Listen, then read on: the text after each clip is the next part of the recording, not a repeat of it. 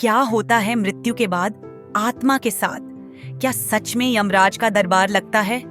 क्या चित्रगुप्त हर व्यक्ति के कर्मों का हिसाब रखते हैं? और सबसे बड़ा सवाल, कौन से पाप करने से नरक की भयंकर यातनाएं मिलती हैं? अगर आप जानना चाहते हैं कि मरने के बाद आत्मा को किस न्याय प्रक्रिया से गुजरना पड़ता है, कैसे पुण्य और पाप का हिसाब किया जाता है और कौन से कर्म स्वर्ग या नरक में भेजते हैं, तो यह वीडियो आपके लिए है। आज हम आपको बताएंगे यमराज के न्याय का पूरा रहस्य। लेकिन वीडियो शुरू करने से पहले अगर आप हमारे चैनल भक्ति सगर पर नए हैं तो इसे सब्सक्राइब करें और बेल आइकन दबाएं ताकि आपको हमारी हर नई पौराणिक कथा सबसे पहले मिले। और हाँ, इस वीडियो को लाइक, शेयर और कमेंट जरूर करें क्योंकि आपके एक लाइक से हमें और भी बेहतरीन वीडियो बनाने की प्रेरणा मिलती है।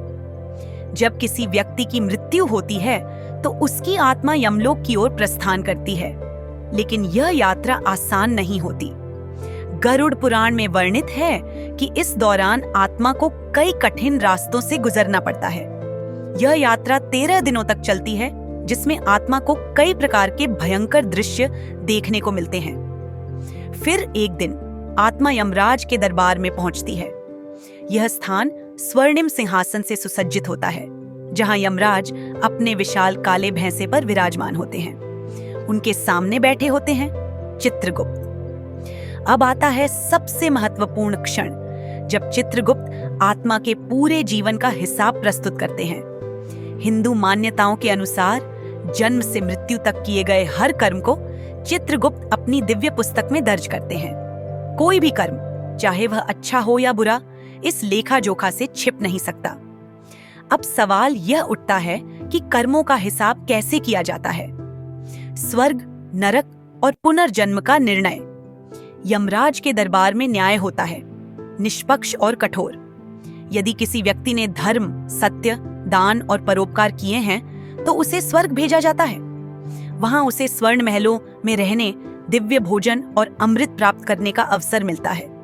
देवताओं और अप्सराओं के बीच वह सुखपूर्वक समय बिताता है। लेकिन यदि किसी ने पाप किए हैं, जैसे हत्या, चोरी, झूठ, विश्वासघात, अन्याय, तो उसे नरक में भेज दिया जाता है। वहां की यातनाएं इतनी भयंकर होती हैं कि आत्मा कांप उठती है। अब बात आती है सबसे भयानक हिस्से की, नरक की सजाएं। गरुड़ पुराण के अनुसार पापों के आधार पर आत्मा को अलग अलग नरकों में भेजा जाता है, जैसे कि कुंभीपाक नरक, जहां आत्मा को उबलते तेल में डाला जाता है। रौरव नरक, जहां भयंकर जीव आत्मा को नोचते हैं। तामिस्र नरक, जहां अत्यधिक अंधकार और पीड़ा होती है। ये यातनाएं तब तक चलती हैं जब तक आत्मा अपने बुरे कर्मों का पूरा फल नहीं भोग लेती। इसके बाद या तो उसे फिर से जन्म लेना पड़ता है, या यदि पुण्य और पाप बराबर हो तो उसे मनुष्य योनि में पुनः जन्म मिलता है। अब आपके मन में सवाल आ सकता है, क्या कोई उपाय है जिससे हम नरक की यातनाओं से बच सकें? और इसका उत्तर है हाँ। यदि व्यक्ति अपने जीवन में सच्चाई, दान, भक्ति और सेवा का मार्ग अपनाए तो पुण्य संचित हो सकता है। श्री कृष्ण ने गीता में कहा है, यदि कोई अंत समय में भगवान का स्मरण करे तो उसे उत्तम गति प्राप्त होती है। इसलिए जीवन में सत्कर्म करें, क्योंकि मृत्यु के बाद कोई भी अपने भाग्य को बदल नहीं सकता।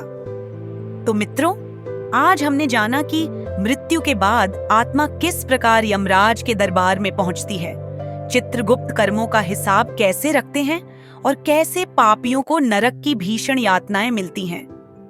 अब सवाल आपसे, क्या आप मानते हैं कि कर्मों का न्याय इसी तरह होता है? क्या आपने कभी ऐसा कोई अनुभव सुना है? अपने विचार हमें कमेंट में बताइए। और हाँ, अगर यह वीडियो आपको ज्ञानवर्धक लगा तो इसे लाइक और शेयर जरूर करें। ऐसे ही रोचक और पौराणिक रहस्यों को जानने के लिए हमारे चैनल भक्ति सगर को सब्सक्राइब करें और बेल आइकन दबाएं ताकि हमारी हर नई वीडियो की सूचना आपको सबसे पहले मिले। मिलते हैं अगले वीडियो में, तब तक के लिए जय श्री राम।